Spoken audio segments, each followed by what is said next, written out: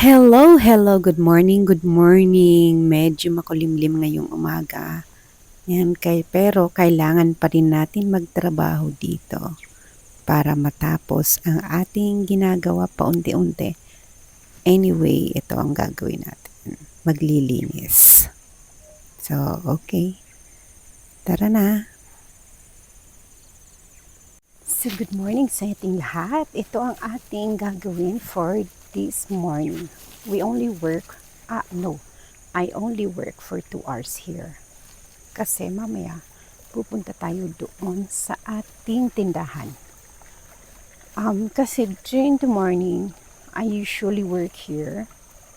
Lilinis ng mga damo in preparation for the tawag doon, pagtatanim ng palay. And, medyo mataas ang labor ngayon dito. You have to hire people 500 pesos per day except for the food and merienda. So, if you will not pay them 500, they will not come.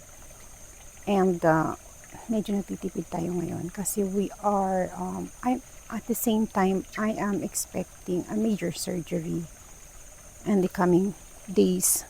So, while hinihintay ko yung schedule ko on a public hospital, which is sa Baguio dyan. So, I have to work here habang kaya ko pa naman, di ba? So, my major surgery will be on the coming days. So, let's go!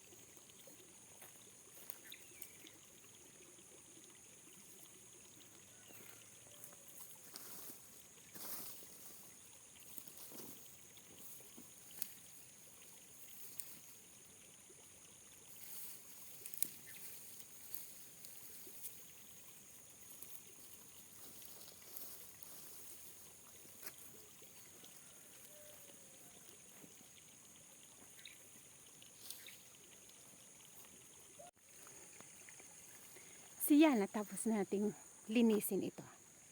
Yan. Pero marami pa. Yan. Pero marami pa yan. Doon pa sa baba, sa taas pa. Nakapagod.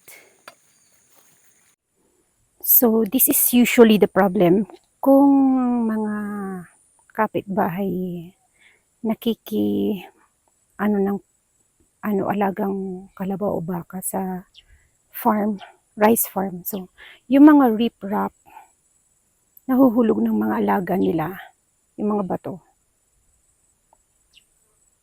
And the problem is, yung mga may-ari ng alaga, hindi nila inaayos. So, ang hirap, di ba? Ang hirap. So, we have to fix it. Minsan pa nga, nag-uupa kami ng mag-fix. Pero yung pag-pasture nila dito sa aming farm is free of charge. Di ko alam paano ba sabihin para hindi nila sirain. So, ang lilinisan natin ngayon is itong riprap. So, kaya naman siya ng brush cutter. Kaso, yung pinakapuno ng damo, hindi na siya mahuhugot. And lumalaki usually yung mga puno nila. So, kailangan natin hugutin. Kasi konti lang naman ito na part hanggang dyan. So, kaya naman natin linisin. So, pakita ko na lang sa inyo. Mamaya after nalinisan. So ito, natapos na nating linisan itong part na to. Yan. Okay, ito bukas ulit. Sa ibang lugar na naman, yung portion na yan, brush cutter na ang bahala. Pati yan. Yan. Mahirap kasi dito sa mga bato-bato. So, puntahan natin yung ating punlang palay. Check natin kung baka nakain na ng mga manok.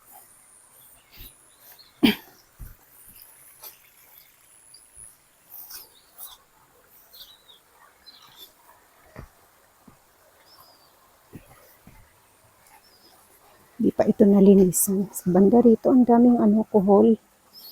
Ay no. Itlog ng kuhol. Yan. Itlog ng kuhol yan.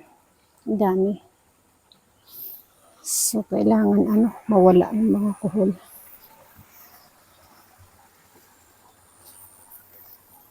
Ang dami sa baba.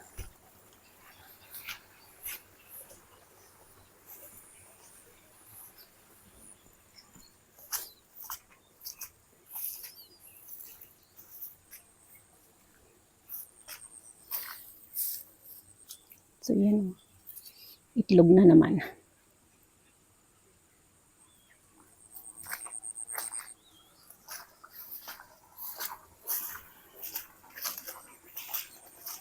Check natin.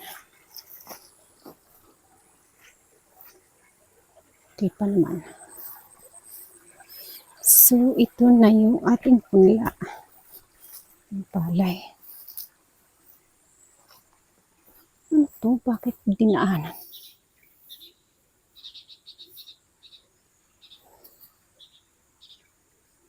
Yan.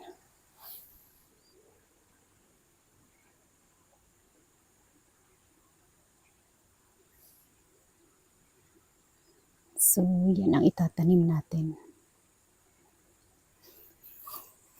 So, yan pa. Hindi pa nalinisan. Nalinisan yung ibang portion.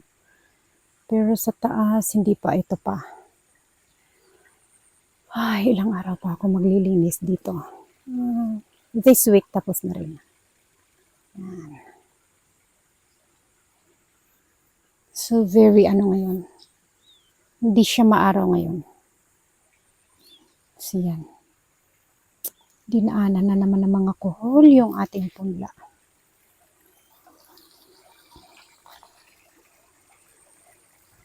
So, yan.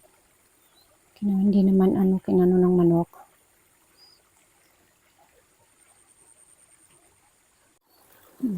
River. Maliit. Creek pala.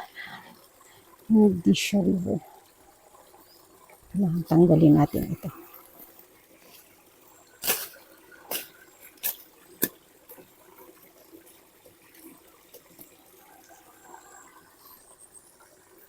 Creek.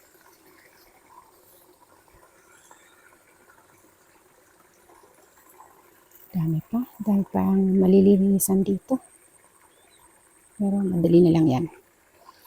So, that's all. Okay na. Na-check na natin.